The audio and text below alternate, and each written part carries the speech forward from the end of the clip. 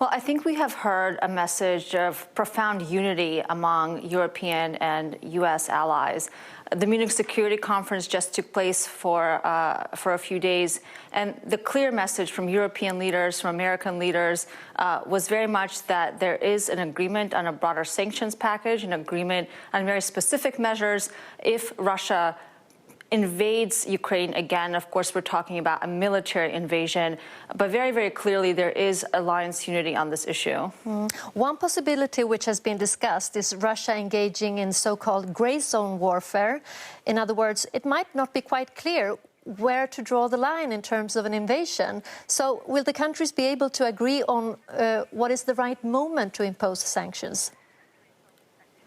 I think this is the most important question. Right now, we have set the threshold or the trigger for sanctions to be defined by war, tanks rolling over the Ukrainian border, airplanes bombing Ukraine's capital, Kyiv. I think it remains to be a very big question what will happen if, for example, we see paramilitary groups that are not clearly part of the Russian military, or major cyber attacks, or the kinds of things we've seen Russia do in the past in places like Ukraine, Georgia, and elsewhere.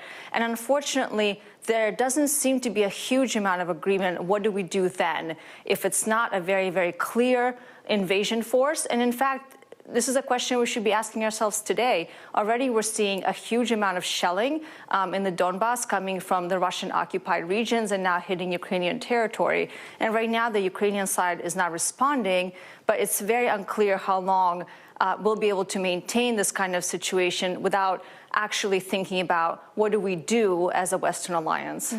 Do you think Mr. Putin might seek to test the international reaction to each step, like sort of seeing what kind of punishment that he might face? I think that is certainly one very possible scenario. The Russian strategy for many years, including in Ukraine, has been to test the ground, to take one step forward, assess the reaction, and then recalibrate based on that reaction. So there are a lot of options that the Russians are putting out there, and they're waiting for how we respond. So I think this is a real possibility, a real scenario that we're not going to see the full-out attack, but we'll see what we can call kind of a slow creep, where we see, 5 kilometers, 10 kilometers shelling. And it's going to be very, very difficult for the alliance to, I think, maintain unity there without clarity and agreement on what constitutes an actual so-called invasion. Dr. Alina Polyakova, thank you very much for joining us. Thank you.